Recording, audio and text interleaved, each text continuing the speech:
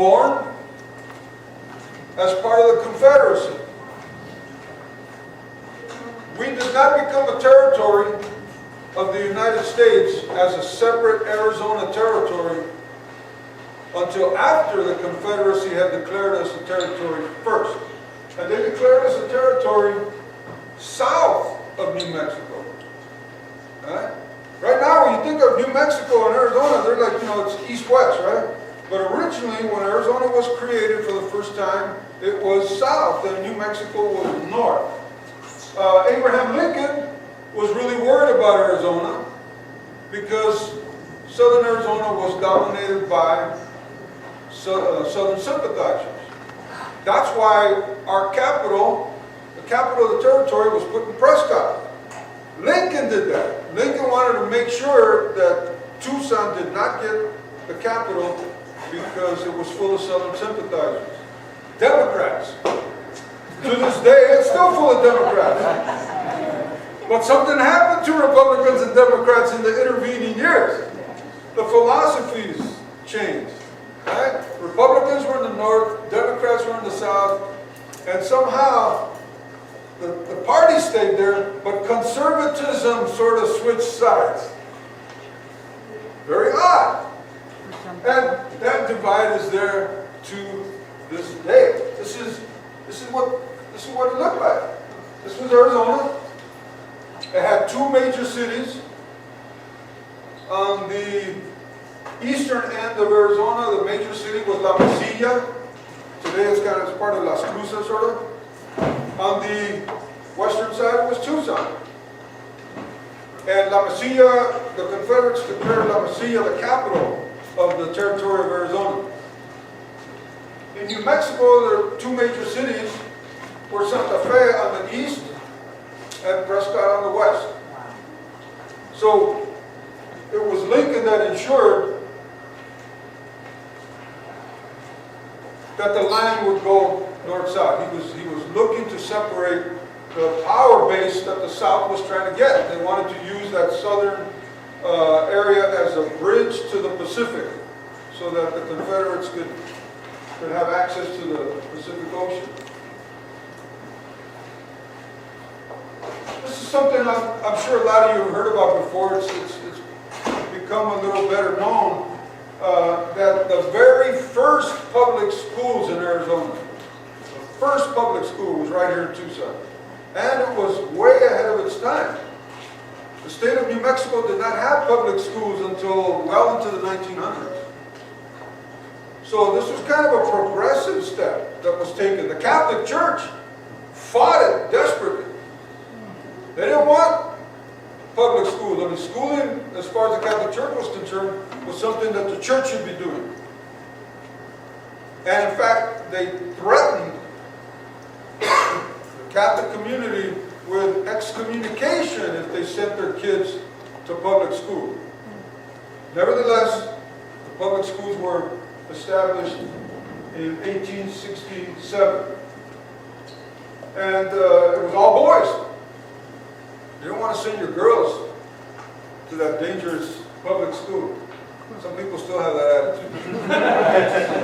The charter school advocates and the homeschool advocates. Yeah, the instruction was primarily in Spanish because those kids, they were Mexicanos. I mean, this was 1867, right?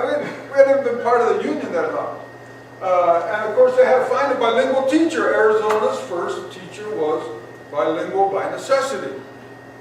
And of course, that was Augustus Bricta. And the poor guy didn't last too long, about 6 months, and he threw in the towel because he had some issues with class size, 55 kids, one room school, and he wasn't getting paid on time. So, class size and money were the two big issues. Sounds like 2012. Right? And look at the kids. So, Otero, Plaza de los Velas, Antonio León, those were some of those first students. But then the white folks came, and things started to change pretty rapidly.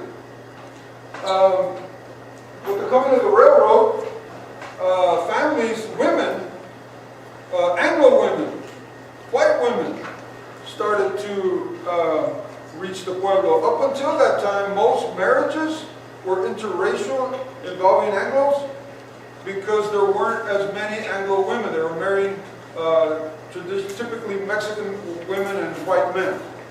And so you see a lot of families that have last names that sort of cross cultures.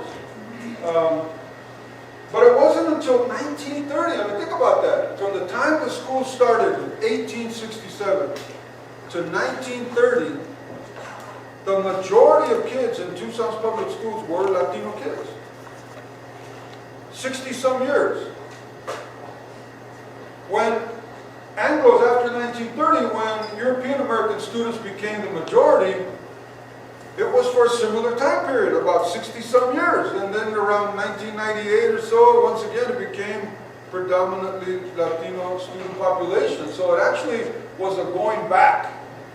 These people sort of had the idea that when Latinos became the majority, it was some kind of revolutionary, shocking new thing. No, it was actually a going back to the way things had traditionally been.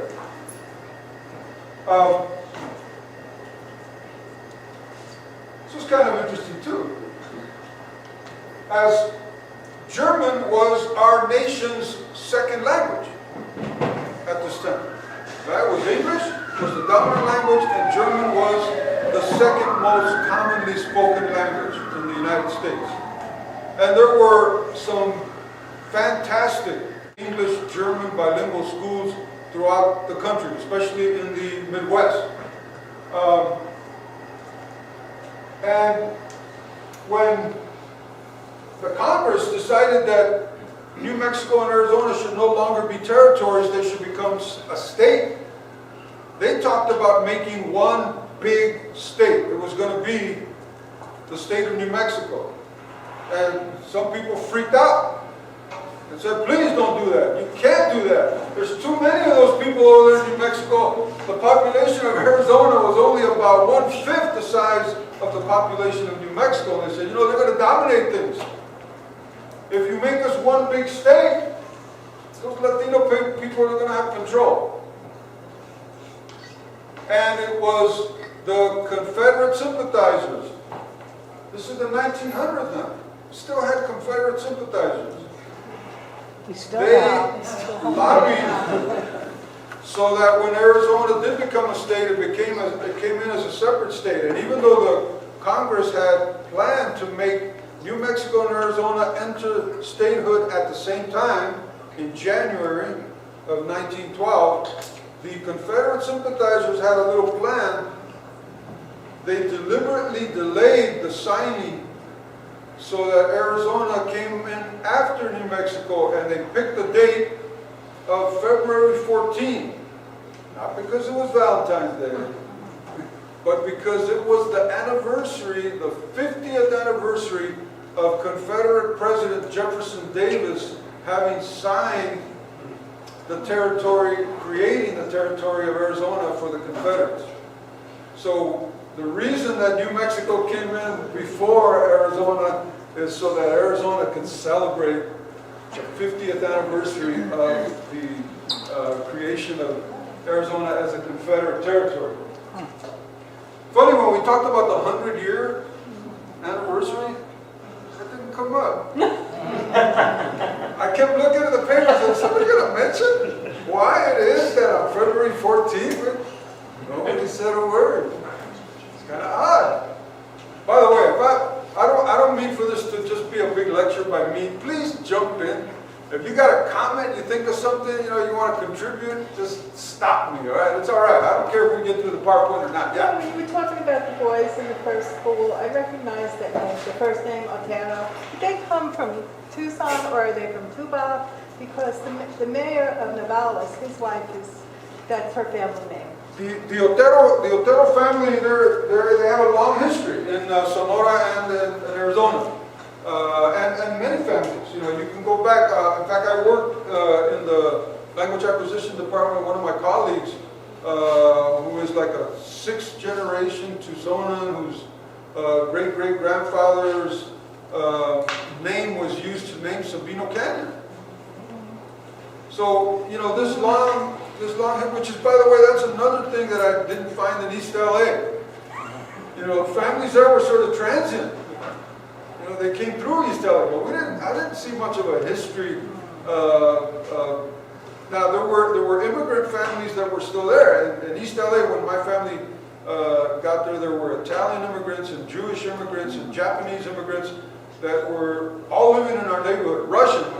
Some of my best friends, a couple of doors down, were from this Russian family. The Schumans from I forgot what part of Russia they were from, and they were the little güeritos in the neighborhood. So yeah, there was a kind of a transiency to East LA that is very different from what I found in Tucson. And this is the other curious aspect of Tucson, really about the United States, because there are some things about Latino culture that Americans love. They can't get enough Mexican food. It's just, you know, the salsa and all this great stuff. I mean, there's parts of our cultures. If only the people didn't come with it. No, if it was just a culture, it'd be all right. But it's some darn people that come with it. So this is a great example. By the way, this school unfortunately burned down. It was beautiful, and I'm sorry it's such a crappy picture, but you can make out a kind of a Muslim, Arabic, Spanish architecture to it there. And, you know, I don't know how bright and sunny and wonderful the classrooms may have been inside, but that architecture is pretty stunning. And it was at a time when Tucson still had the ability to take pride in the way its schools looked. Now, in the 1960s, when the population exploded, we didn't care what the schools looked like. We just had to put them up, and they all looked like boxes. You know, you look at those East Side schools that were built real fast. You know, Sabino and Saguaro and Santa Rita. They're like cookie cutter schools. They're just like big boxes that were thrown together. But here, there was a real attention to detail, and it was pretty spectacular. But it was ironic, right? That at the same time that you're punishing kids for speaking Spanish, you're admiring the Spanish architecture. Was that brick or wood, or what is it? I'm sorry? Was that school brick or wood, or? No, it's kind of brick, but it was. Well, you know, I knew the story, and I can't remember it right now. I don't remember if it was a burglary or something that happened that resulted in the school burning to the ground.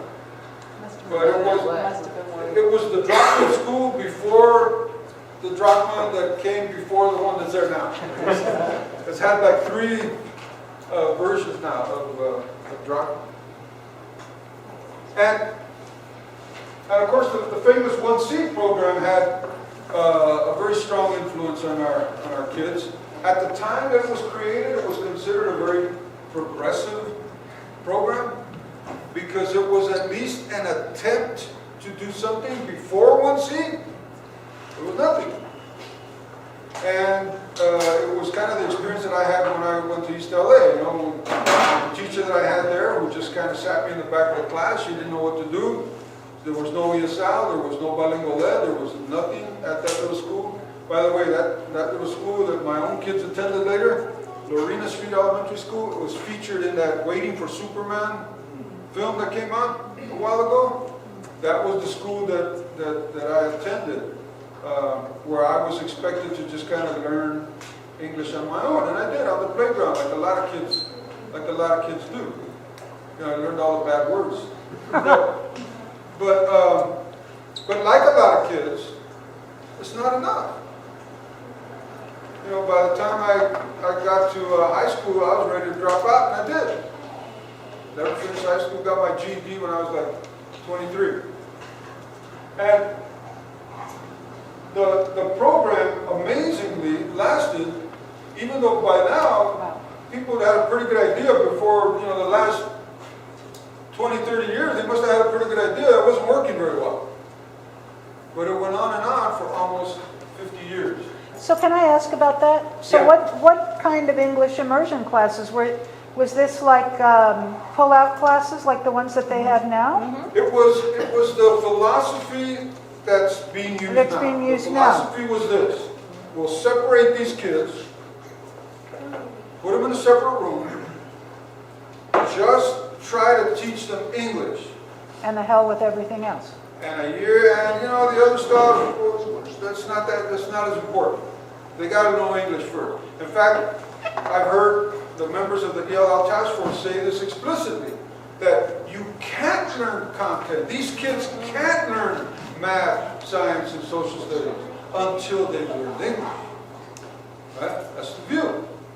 Which Einstein would probably find that surprising because he did pretty good at math and after he left school, and he didn't speak much English at all at the time. So, you know, it's the idea that schools somehow are incapable of teaching math, science, and social studies to kids until they've known English.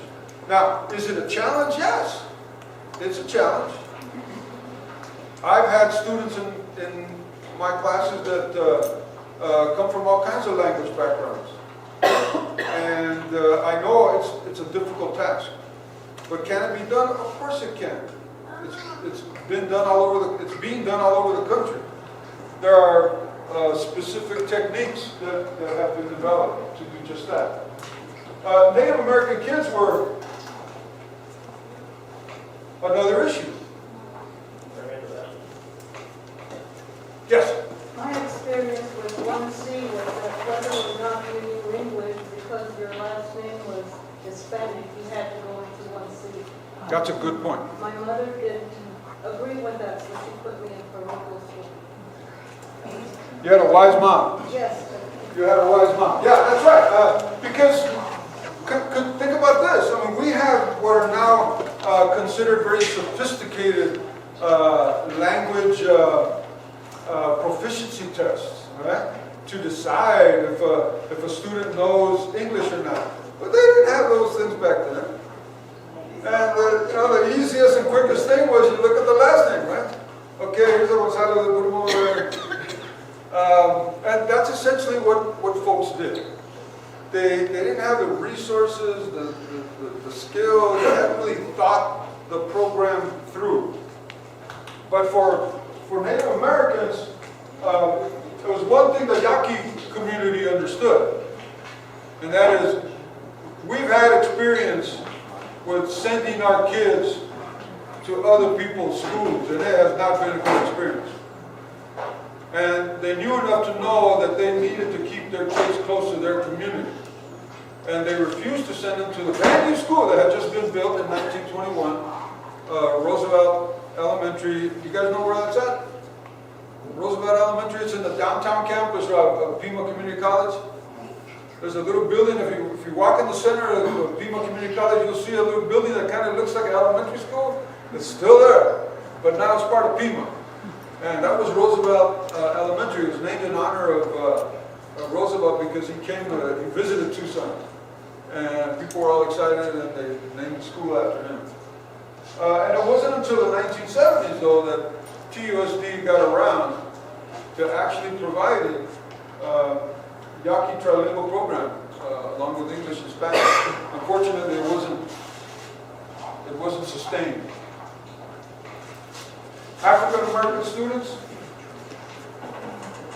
had a separate experience, and the first colored school was established in 1913. This was from a little later. This is 1918, the Dunbar School. Later it was named Spring Elementary, or Spring Middle School, I think. Spring Junior High. But even though officially segregation ended, Mexican and black students were still segregated because of the way the district was creating attendance areas. And so we were still largely kept separate from European American students. Then you had the 1974 suit, Fisher Mendoza, challenging the segregationist policies of the district. And when an agreement was hammered out in 1979, the district was allowed to start securing tax money. And because of the tax laws, the way things worked out, most of that tax money eventually started to come from the state. Piss the state off. right? And as they saw our desegregation budget increase over the years, they got angrier and angrier. Why should we, mostly white legislators, be funding these special programs that are for those minority kids? They're not our kids. That was the attitude. They're really not our kids. And it's costing us a lot of money. And so the fact that there was a Black Studies department and the fact that there was a bilingual department now being paid by state funds is kind of what set things up. Now, there had been a bilingual department before then, back in 1969, but that was being done through federal grants. So the state didn't mind as much. Well, that's those crazy feds, you know. They're doing that minority thing. But when it became the state money, then it became more of an issue. And of course, eventually that became more than $50 million a year. And it was a lot of money. And so they decided, first they threatened, and then they started to take action. One of the first things they did is they went after bilingual education. And the voters approved Proposition 203, right after California approved it. California's law was a little different though. And bilingual education was still being offered in a lot of places in California because of that difference in the law. In Arizona, they tightened up the restrictions. And when Tom Horn was elected in 2002, he tightened them up even more. He said that TUSD was handing out waivers for kids to be in bilingual education like they were candy. And, you know, my response was, what's wrong with that? A waiver is a form. We can hand out as many of those forms as we want. The law said that as long as the parent asked for it and the child qualified, they could get it. And guess what? Most of our kids qualified. Because again, the law was written in a real stupid way. These people have no clue about language acquisition. They wrote that law in a very bizarre way. So one of the things that it said was, it said that any kid who was an ELL could still get bilingual education as long as they passed the oral part of the test. Well, as you, most of you I'm sure are aware, the oral part is the easiest part of English to pick up. You know, you start speaking English in a few months. That's no big deal. What takes a long time is learning the literacy part of it, right? Being reading and writing proficient is much harder. It takes longer. So the fact that the law said that you can qualify for a waiver just by being orally proficient, shoot, 75% of our ELLs were orally proficient. So we said, oh, okay, no problem. TUSD continued to hand out bilingual education waivers, and we had thousands of kids after Prop 203 that continued in bilingual education. But Tom Horn was looking for a way to make that go away. And if the law wouldn't do it, then he looked for other ways to do it. Now, there was a part of the law, a very insidious part of the law that said, if a school doesn't want to give anybody a waiver, even if the kid qualifies, they don't have to. That's the reason most of us that fought against Prop 203 fought against it, because we knew what was going to happen. That most school districts were going to say, you know, why bother? It's too much of a hassle. Politicians are going to get mad at us. Let's just not do bilingual education. And that's what happened. It wasn't the law. It was decisions by individual school districts, by individual state superintendents and district superintendents and school board members to not fight for bilingual ed. Because if they had wanted to, they could have. TUSD did.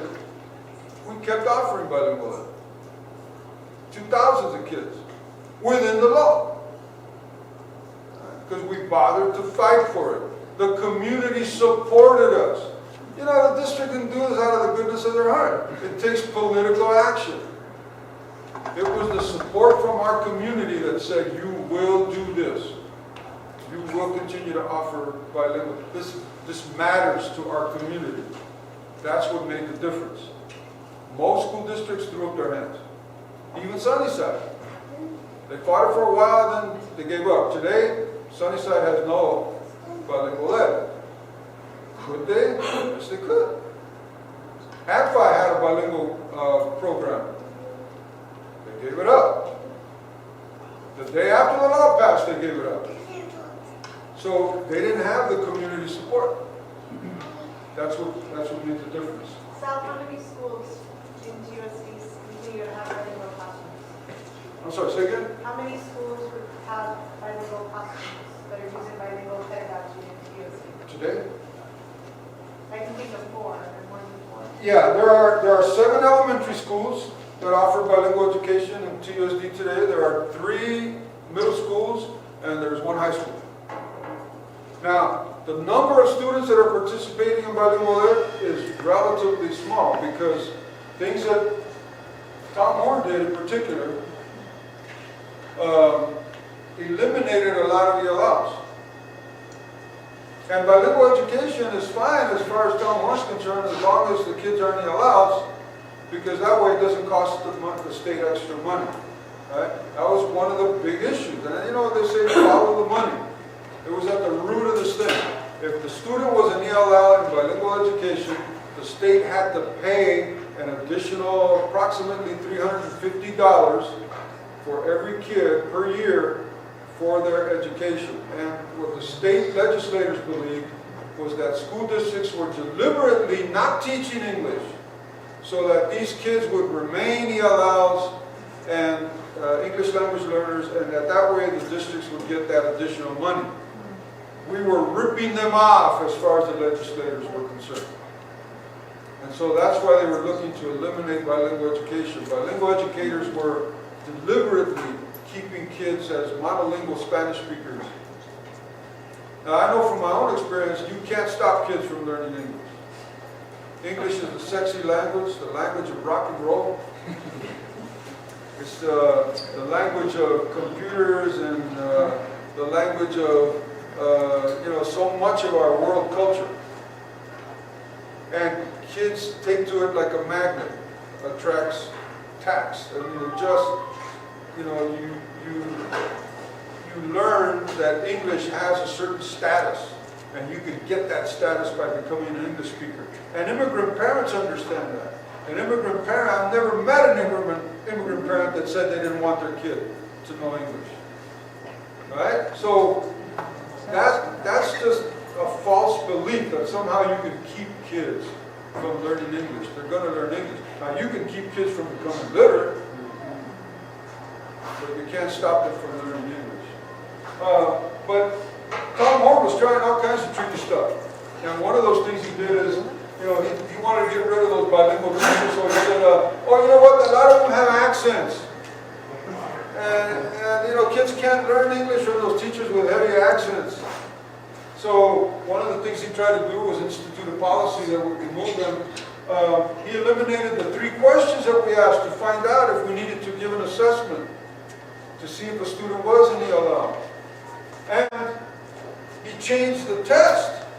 And guess what part of the test he changed?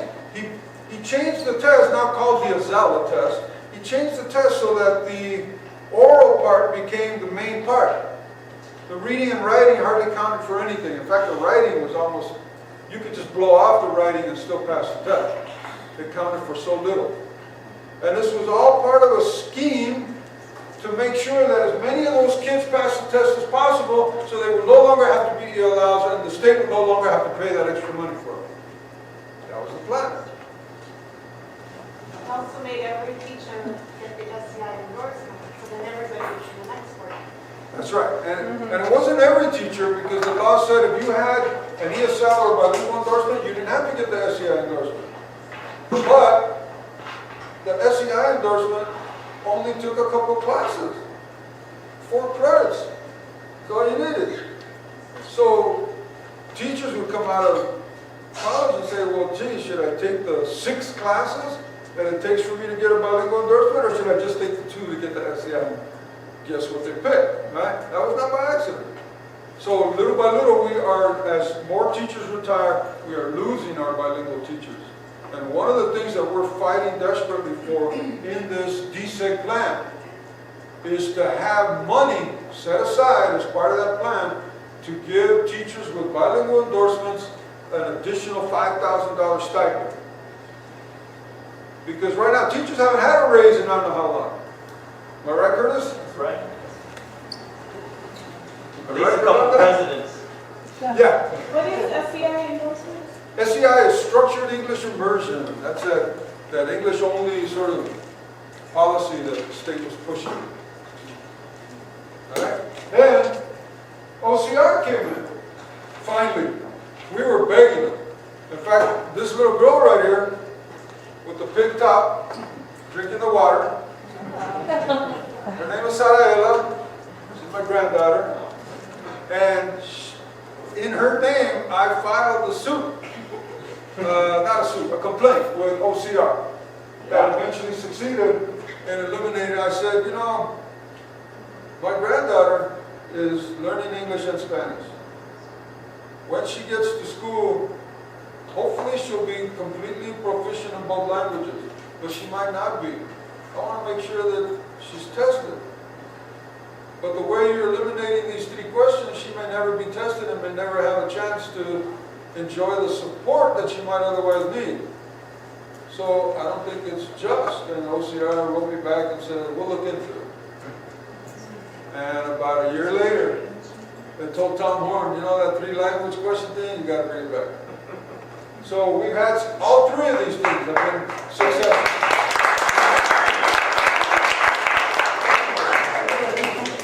So I'd say that OCR letter.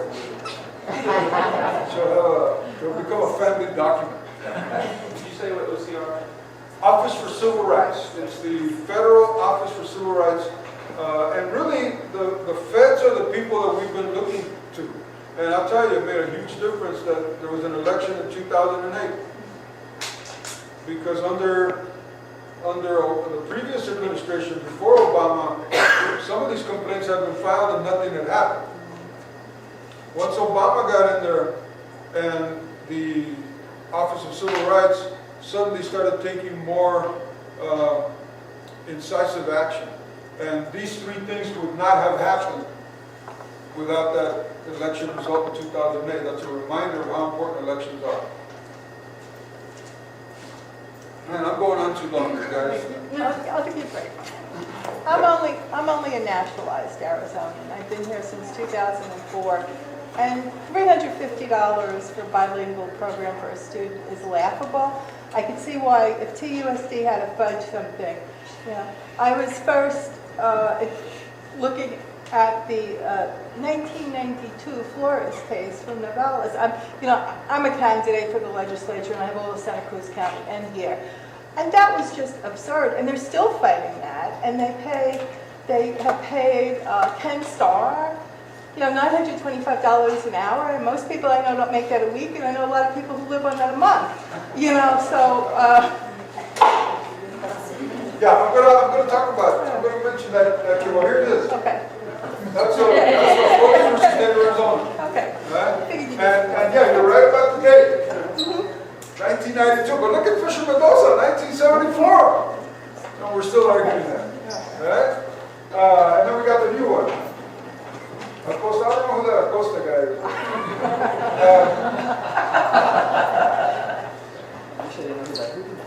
Yeah, right. But we are waiting breathlessly for these results. Now, it's been more than a year since the last hearing in Fisher Mendoza ended. It ended in March of 2011. Here we are, July of 2012, and we've sent letters to the judge saying, Your Honor, what's going on? No decision.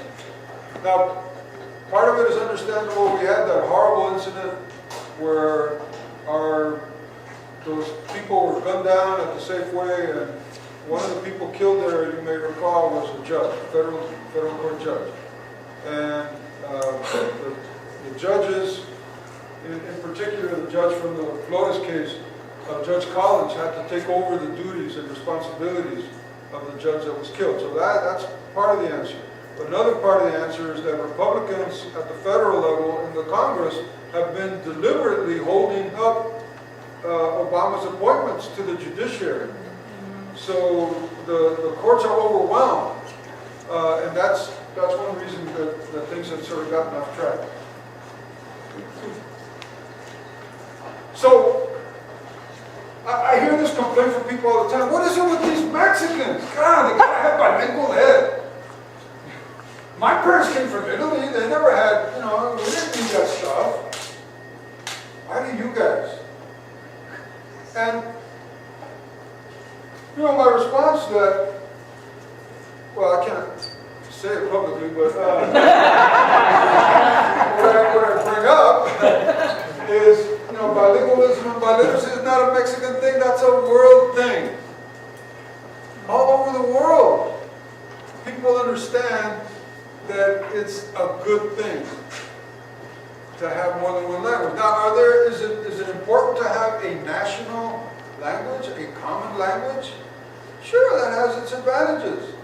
But you don't have to wipe out languages to have a common language. You can have a common language, and you can also have other languages. Right? Totalitarian governments don't seem to understand that. The communist Chinese, supposedly communist Chinese, I don't know if they're capitalist Chinese or not, they mandate Mandarin at all their schools, even though they're a multilingual nation. China has something like 50-some languages that are spoken within their national boundaries. From Mongolians to Tibetans to, there's just a series of minority languages that are spoken in China, but it's a totalitarian government. They don't allow any other language but Mandarin. They impose Mandarin on their people. You would think the United States had a different attitude. Maybe the United States does somewhat. Arizona doesn't. Arizona might as well be China, right? They want to impose the language to the obliteration of other languages. Soviet Union tried that. They wound up with things like Chechen rebels, right? Because the Soviet Union is a multilingual nation. You can't be a huge world-class country without being multilingual. It goes with the territory. Because you're going to encompass a lot of cultures, a lot of people, you're going to have a lot of languages. So, if today the United States recognizes Spanish as its second language, and it's pretty evident that it is, we have something like 50 million speakers of Spanish in the United States. And it's the #1 language that English speakers study in school. It is our nation's second language. What's wrong with that? Why you gotta attack it? It's like somebody having a contest and naming the 3 most beautiful states in the United States, and then some wacko coming out and saying, no, don't look at the second and third ones, only the first one. What? You can be proud of our nation's #1 language, but don't look at the other ones, especially #2. That is so bizarre, right? It's just like out of left field. You have to say somebody like that is just completely wacky. If you're proud of our nation's first language, and I'm an English teacher. I graduated with a degree in English. I taught high school English most of my career. It's a beautiful language. I love teaching. I love it. I love Spanish too. It's okay. It's all right. It's like, what are you afraid of? Now.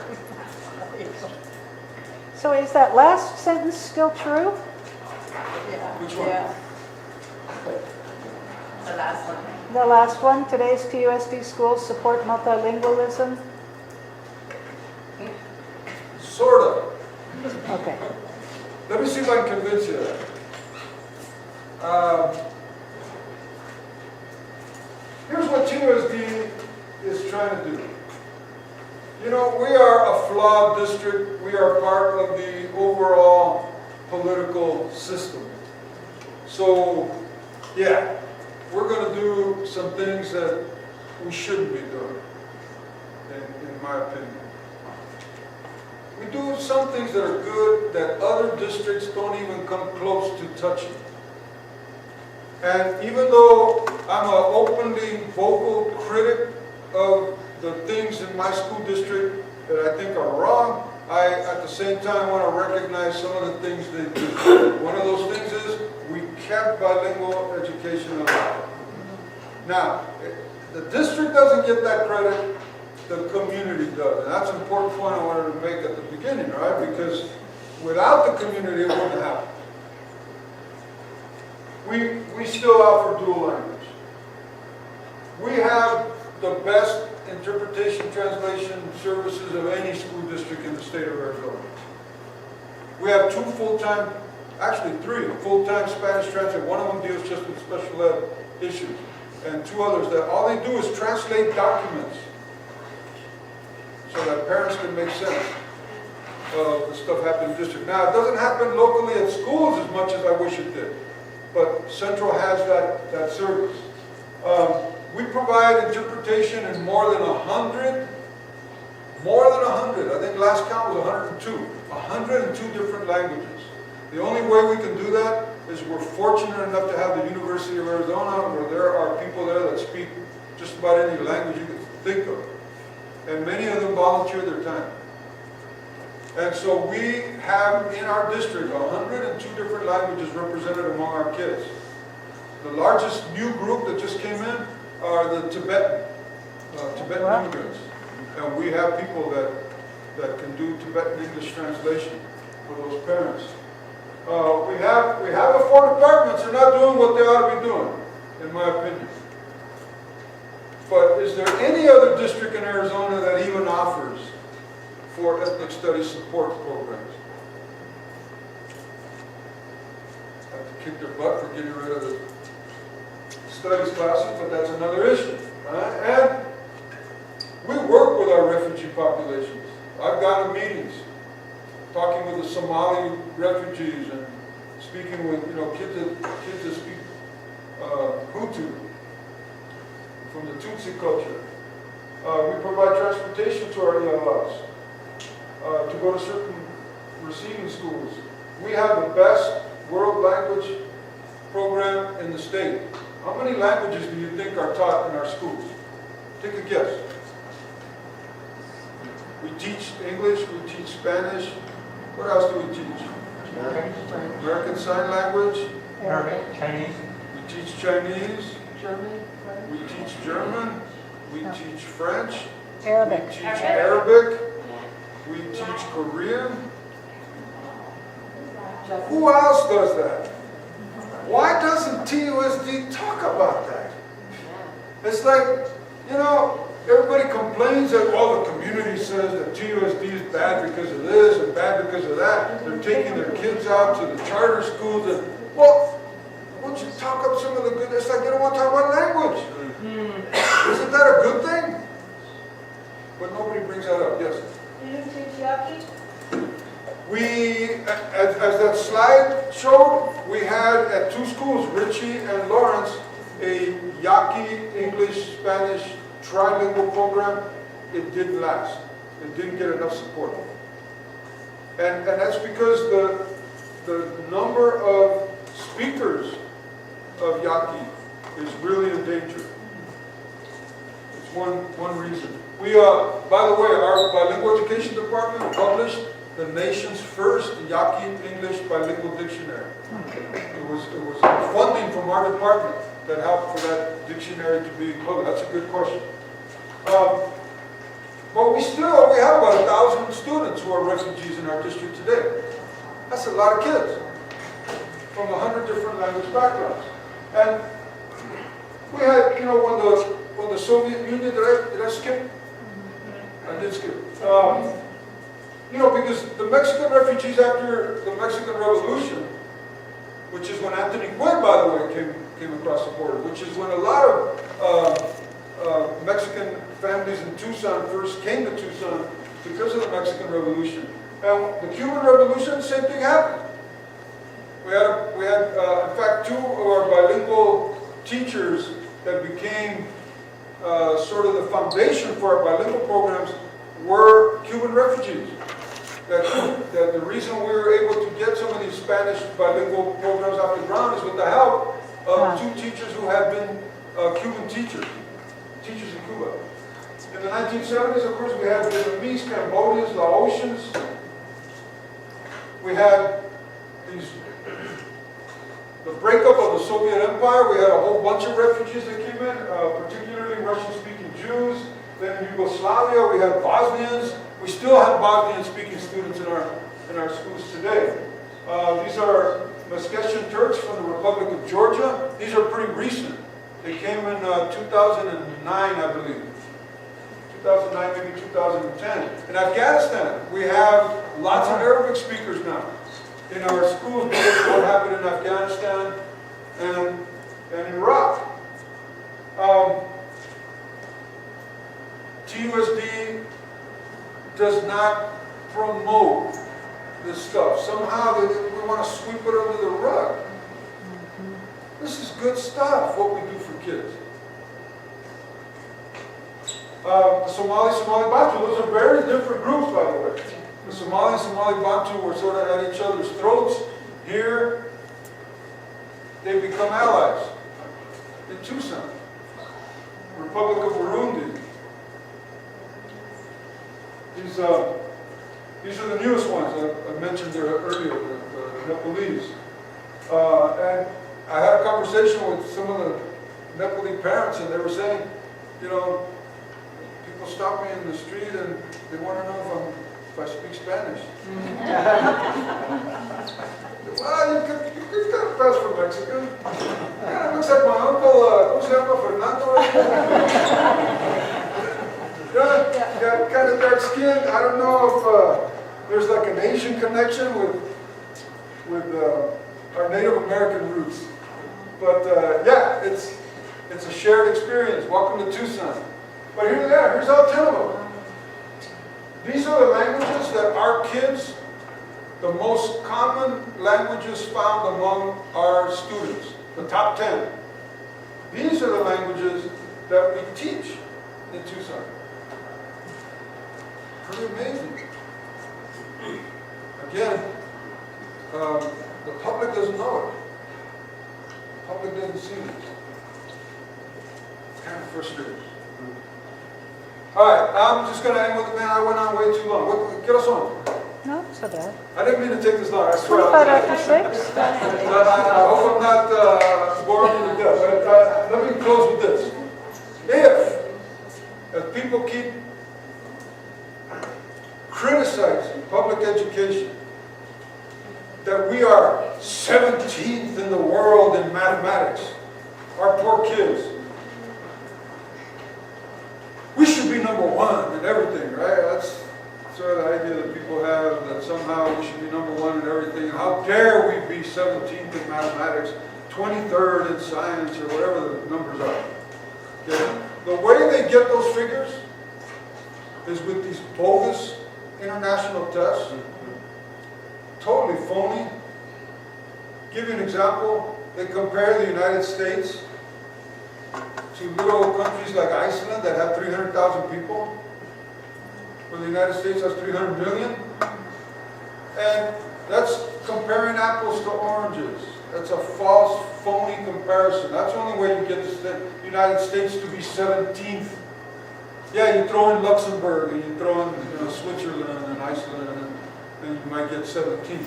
But when you look at world-class nations, you look at the top 25 nations in the world in terms of population. They're the biggest nations. 50 million people or more. There's only 24 or 25 nations that have 50 million people or more. And guess who the top 5 are? It's the same top 5 in whatever subject you look at. Math, science, or reading, which is the way they do these international tests. And it's the same 5 nations. It's Japan, the United States, the United Kingdom, France, and Germany. Same 5. They're different, they're ranked in different order. In reading, the United States is number 2.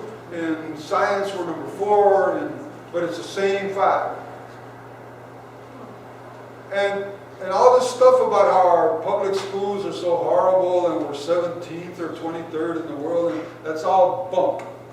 I wish somebody would stand up and point that out. You just did. And I'm not putting a stamp of approval on our schools and saying, you know, we don't need to do any better. We need to do a lot better. There's a lot of problems with our schools. In fact, the major problem is that we don't support our families. We don't have jobs for people. Poverty. It's crucial. We see it in the schools right now. I mean, our kids are hurting in TUSD. With parents out of work, parents don't have the rent money, with kids that are living in cars. It's not a pretty situation. But I'm going to stop right there. I want to leave you with some hope, and I'll change the conversation, the subject, to this idea of hope. I'll pass them out. That way if there's some questions. We are really excited about the possibilities of this DSEG order. Mexican American Studies is getting most of the publicity. What a lot of people don't know yet, and I don't think even Tom Horn realizes, he's going to be in for a shock, is that one big part of that DSEG order is going to be about ELLs. What we are asking, I don't know if it'll be part of the plan, what we are asking is, we want the special master and the judge to say that Tucson, because of our desegregation order, can ignore Proposition 203.